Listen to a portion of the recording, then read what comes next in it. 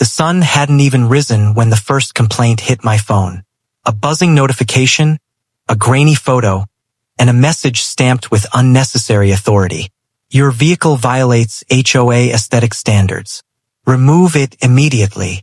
That vehicle was a government-issued federal police task force Jeep. The task force had assigned it to me after a string of narcotics cases escalated. It wasn't a toy.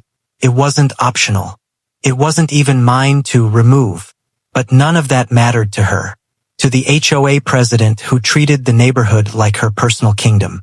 To the woman everyone privately called Karen with a capital K. She hated anything she couldn't control. And she especially hated anything parked on her street without her personal blessing. I ignored the message. Because I had to. The Jeep stayed for work. End of story. Or so I thought. By noon, she had escalated. I came home to find a printed violation taped to my door, then another on the Jeep windshield, then a third tucked under the wiper like some kind of warning from a low-budget mob boss. The papers fluttered in the breeze, but my neighbor's whispers cut louder than any wind. Everyone knew. Everyone heard her yelling earlier. This military-looking thing is an eyesore. IT breaks the community vibe.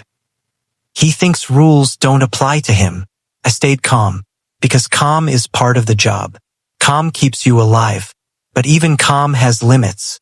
The real problem wasn't the complaints. It was the way she looked at that Jeep. With simmering resentment. With entitlement. With a brewing plan. By the third day, she crossed the line.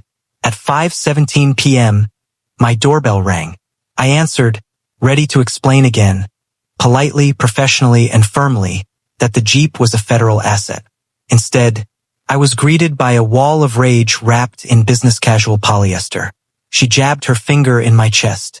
You're going to move that Jeep. Today. Or I'm calling someone who will.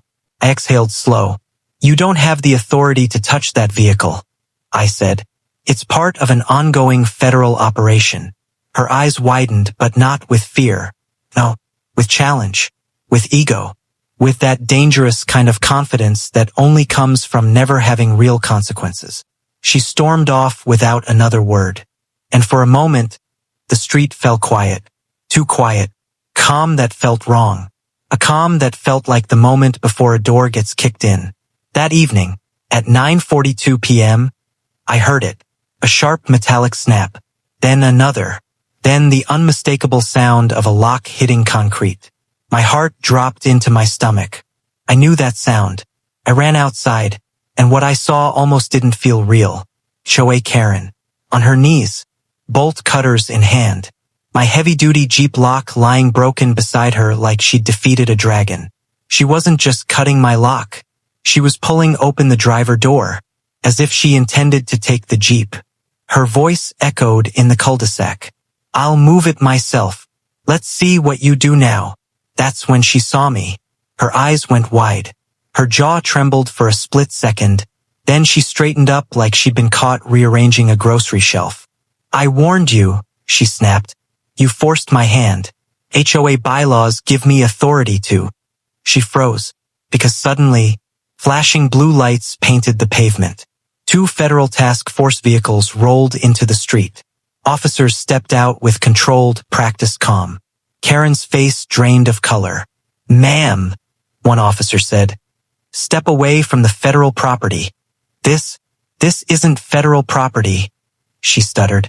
It's just some Jeep he keeps lying about. The second officer approached slowly. Ma'am, this vehicle is registered to the United States Federal Police Task Force. Cutting the lock alone is a felony.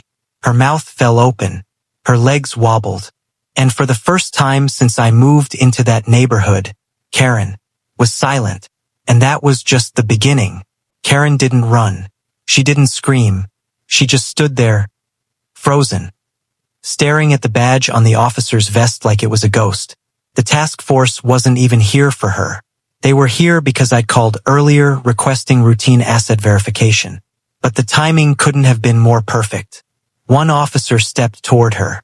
Ma'am, please place the bolt cutters on the ground. I didn't know, she blurted, hands shaking.